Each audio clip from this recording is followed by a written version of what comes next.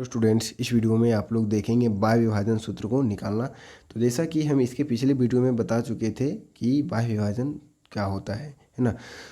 तो बाह्य विभाजन होता क्या है कि यदि कोई रेखा PQ हम लिए इस तरह से, ठीक है, एक रेखा हम PQ लेते हैं और PQ के यदि बाहर कोई बिंदु स्थित है, बिल्कुल रेखिक में है ना, बिल्कुल एक सीध में कोई बिंदु बाहर स्थित है, वो हम एक रेखा PQ लिए हैं और PQ रेखा के बाहर एक बिंदु O स्थित है, तो यह O बिंदु जो है PQ रेखा को क्या करेगा, बाह्यतः विभाजित करेगा।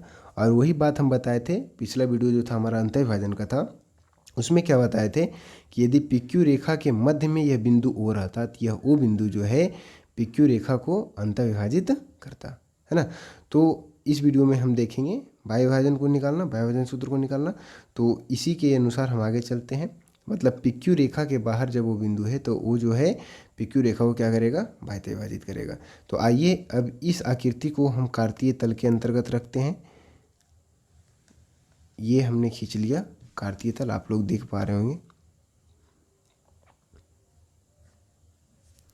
और जिस तरह से हमने अंतः विभाजन में मिलाया था इसको लंब बिल्कुल एक्स एक्सिस पे, उसी तरह से इसमें भी क्या करेंगे, इन तीनों बिंदुओं से एक्स एक्सिस पे क्या करेंगे, लंब गिराएंगे। तो P से लंब गिराते हैं एक्स एक्सिस पे, तो ये हो जाएगा। उसी तरह से Q बिंदु से हम एक्स एक्सिस पे लंब गिराएंगे तो यहाँ आ जाएगा, ठीक है। ठीक उसी तरह से O बिंदु से एक्स एक्सिस पे लंब गिराएंगे तो ये एक्स है। और हम क्या करते हैं, यहाँ पे बिंदु P, Q और O का नियामक मान लेते हैं। O हमारा क्या है, बाह्य बिंदु है ना, जो कि PQ रेखा को बाह्यतः विभाजित कर रहा है। तो हम इसका नियामक पहले मान लेते हैं कि ये XY है, ठीक। P बिंदु का नियामक मान लेते हैं कि X1/1 है, ठीक है। और Q बिंदु का नियामक मान लेते हैं X2 और y2, समझ रहे हैं। और यहाँ P, Q और O बिंदु से एक्स एक्सिस पे क्या किए, लंब गिरा। ये हमारा एक्स एक्सिस है और ये हमारा क्या है, बाई एक्सिस, ठीक है। और क्या करेंगे, यहाँ से P बिंदु से लेकर के बिल्कुल सामने इस रेखा पे मिलाएंगे, ठीक है, बिल्कुल एक्स एक्स के समानांतर। P बिंदु से एक्स एक्स के समानांतर क्या करेंगे, इस रेखा पे मिलाएंगे। ये रेखा जो है इस रेखा के समानांतर है और ठीक उसी तरह से इस बिंदु को इस रेखा तक मिलाएंगे, ठीक है, ना कि आप यहाँ तक मिला करके छोड़ दें, ठीक है।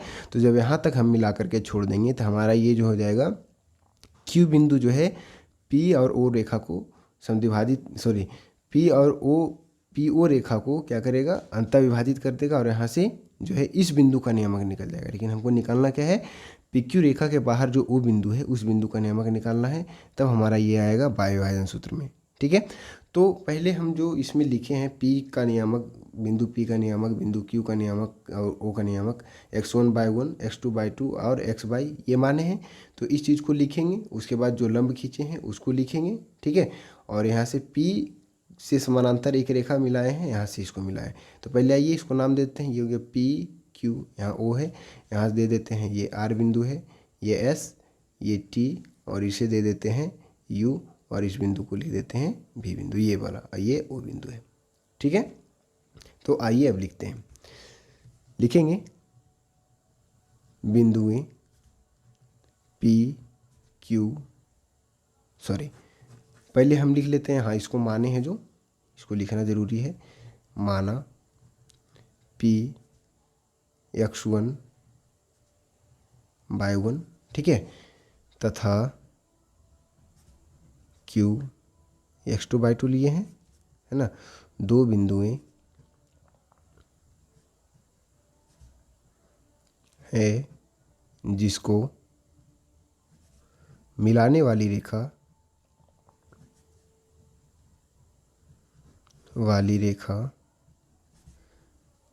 PQ को बिंदु O का नियमक हम क्या ले लिए हैं, XY, यहाँ लिखेंगे, ठीक है।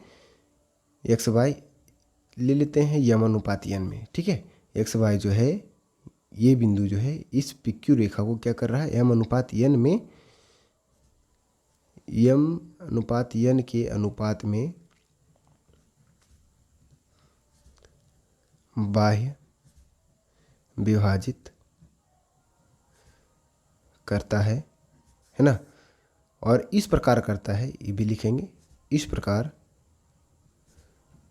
कि PO और QO का जो अनुपात है वो m अनुपात n है। ठीक है, मतलब इस पूरी लंबाई को लेना है। इसमें जब बाह्य विभाजन होगा तो इसमें आप क्या करते थे, जिससे अंत विभाजन में था, ये देखिए ये PQ रेखा था, तो यहाँ पे O बिंदु हम लिए थे, अंत विभाजन में क्या किए थे, PO और OQ के अनुपात को लिए थे, है ना। लेकिन बाह्य विभाजन में क्या करना है, एक बड़े अनुपात को लेना है और एक छोटे अनुपात को लेना है। ठीक है, तो हम PO, ठीक है, ये देख रहे हैं, ये PO रेखा और ये OQ रेखा या QO रेखा, इन दोनों का अनुपात लिए हैं साथ में, तो इन दोनों का अनुपात को हम क्या मान लिए हैं, m अनुपात n, यहाँ भी लिखे हम। ठीक है, इस प्रकार है कि PO बटे QO बराबर m बटे n, समझ रहे हैं। अब आगे चलेंगे, जो हम रचना किए हैं लिखते हैं, बिंदुएं लिखते हैं, बिंदुएं PQ तथा O से PR, ठीक है, ये PR, QS तथा OT x अक्ष पर लंब खींचा, x अक्ष पर लंब खींचा तथा ये है PU, है ना, PU, है ना, एवं QO, PU एवं Q और O, मतलब P बिंदु और U बिंदु, ठीक है, Q बिंदु और O बिंदु को मिलाया, जो x अक्ष के समानांतर है, जो x अक्ष के समानांतर, मतलब इस प्रकार से हम P और U बिंदु को मिलाए हैं और Q और O बिंदु को मिलाए हैं कि ये, सॉरी, Q भी यहाँ होना चाहिए, माफी चाहेंगे, Q भी, हम QO लिख दिए हैं, QO तो ऊपर वाला बिंदु है, ठीक है, Q भी बिंदु को मिलाया जो कि x अक्ष के क्या है, समानांतर है। तो यहाँ से हम देख रहे हैं कि x अक्ष पे जो है हम PR, QS और OU को क्या खींचे हैं, लंब खींचे हैं। तो यहाँ 90 डिग्री कोण बना रहा है, ये भी 90 डिग्री बनाएगा, ये भी 90 डिग्री बना रहा है। और उसी तरह से इस रेखा को क्या किए हम, इसके समानांतर खींचे हैं, तो यहाँ भी क्या करेगा, ये 90 डिग्री कोण बनाएगा। ठीक उसी तरह से यहाँ भी क्या बनेगा, 90 डिग्री कोण बनेगा, क्योंकि ये भी इसके समानांतर है और ये भी इसके समानांतर, तो ये दोनों भी आपस में समानांतर हो जाएगा। और यहाँ 90 बन रहा है तो यहाँ भी 90 बनेगा, यहाँ भी 90 बनेगा। ये चीज़ समझ रहे हैं आप। अब आगे चलते हैं, इसमें PU, QV और OU और OV इस सब का वैल्यू लिखते हैं, लिखेंगे। अब PU बराबर क्या हो जाएगा, यहाँ पे अब देख पा रहे होंगे, ये PU है हमारा, ठीक है। तो PU जो है ये क्या है, क्षैतिज सतह है, ठीक है, पड़ा हुआ रेखा है। तो x एक्सिस के अनुसार इसका हम वैल्यू निकाल पाएंगे। तो ये U बिंदु पे यहाँ जो है, यहाँ x का नियामक क्या हो जाएगा, x1 है, देख पा रहे हैं। और यहाँ देखेंगे हमको निकालना है PU का वैल्यू, ये PU का वैल्यू निकालना है। तो जो यहाँ पे x का नियामक होगा और जो यहाँ पे x का नियामक होगा, माफी चाहेंगे यहाँ पे गलत बता दिए हम कि यहाँ पे भी x1 होगा, यहाँ पे जो x बिंदु का नियामक होगा, जो यहाँ पे x बिंदु का नियामक होगा, दोनों को घटा देंगे तो क्या हो जाएगा, PU का वैल्यू निकल जाएगा। और यहाँ पे जो है x का नियामक क्या है, x है, देख पा रहे होंगे आप लोग, ये बिल्कुल सीधे में यहाँ पे x का नियामक क्या है, x है, और यहाँ पे x का नियामक क्या है, x1 है। तो PU का वैल्यू निकल जाएगा क्या, x माइनस x1, ठीक है। ये टोटल लंबाई जो है यहाँ तक x है, तब यहाँ पे x नियामक x आया है और यहाँ तक का नियामक क्या है, x1 है। तो इस दूरी को निकालने के लिए, है ना, चूंकि ये दोनों समानांतर है तो जो ये दूरी होगा वही ये दूरी होगा, है ना। तो ये टोटल क्या है, x है, यहाँ तक जो है मूल बिंदु से लेकर के यहाँ तक की दूरी, बिंदु T तक की दूरी, है ना, क्या है, x है। और मूल बिंदु से बिंदु R तक की दूरी क्या है, x1 है ना। तो ये RT वैल्यू या PU का वैल्यू निकालेंगे तो क्या, x में x1 घटा करके, तो उसी तरह से लिखेंगे x माइनस x1। इसके पिछले के वीडियो में भी हम निकालने के लिए आपको बता चुके हैं। फिर निकालेंगे QV का वैल्यू निकालेंगे तो क्या होगा, यहाँ x नियामक क्या है, x है, और यहाँ पे x नियामक क्या हो जाएगा, x2 हो जाएगा। तो वैल्यू निकल जाएगा x माइनस x2। और OU का वैल्यू अब निकालते हैं। OU का वैल्यू निकालेंगे तो बाई नियामक से निकलेगा, क्योंकि ये रेखा क्या है, वर्टिकल है। तो यहाँ जो बाई के नियामक क्या है, बाई है। तो यहाँ लिखते हैं पहले OU का वैल्यू बराबर बाई या माइनस, यहाँ पे अब घटाएंगे, मतलब यहाँ तक का जो वैल्यू है उसमें यहाँ तक का वैल्यू घटा देंगे तो ये ओ यू की लंबाई निकल जाएगा। तो यहाँ वैल्यू क्या होगा, ये y1, तो y माइनस y1 हो जाएगा। ठीक है, और अब बचा क्या, ओ भी, तो ओ भी का वैल्यू निकाल लेते हैं। ओ भी का वैल्यू क्या हो जाएगा, यहाँ पे y का नियमक y है और यहाँ पे y का नियमक क्या है, y2 है, तो y माइनस y2, समझ रहे हैं। तो यहाँ पे पी यू क्यू भी ओ यू ओ भी ये सब का वैल्यू हम निकाल चुके हैं। अब आ जाते हैं इन दोनों त्रिभुज में पी यू ओ और क्यू भी ओ में। ठीक है, ये दोनों त्रिभुज को यदि ध्यान से देखें तो ये दोनों त्रिभुज क्या हो जाएगा, समरूप हो जाएगा। एक ये त्रिभुज ध्यान से देखिएगा और एक ये त्रिभुज। ठीक है, क्योंकि ये रेखा इस रेखा के समानांतर है और ये जो हो जाएगा क्या हो जाएगा, एक ओर का बहिष्कोण और उसी ओर का ये अंतःकोण हो जाएगा। तो एक ओर का बहिष्कोण एवं एक ओर का उसी ओर का अंतःकोण का जोड़ा क्या होता है, संगत कोण कहलाता है। जब दो रेखाएं समानांतर हो, कोई तीर एक रेखा उससे काटे तो, है ना। और संगत कोण क्या होते हैं, आपस में बराबर होते हैं। एक ओर का बहिष्कोण एवं एक ओर का उसी ओर का अंतःकोण का जोड़ा क्या होता है, संगत कोणों का युग्म होता है, दोनों आपस में बराबर होते हैं। और ये 90 डिग्री है और ये भी 90 डिग्री है, ये कोण उभयनिष्ठ है, समझ रहे हैं। तो इस हिसाब से ये त्रिभुज क्या हो जाएगा, मतलब त्रिभुज पी यू ओ और त्रिभुज क्यू भी ओ समरूप हो जाएगा। आइए लिखते हैं, लिखेंगे अब त्रिभुज पी यू ओ तथा क्यू भी ओ में, है ना, कोण यू बराबर कोण भी बराबर 90 डिग्री, कोण यू ये भी 90 डिग्री है और कोण भी ये भी 90 डिग्री है। ठीक है, तथा कोण P बराबर कोण Q, कोण P बराबर कोण Q संगत कोण से। ठीक है, इसलिए ए समरूपता से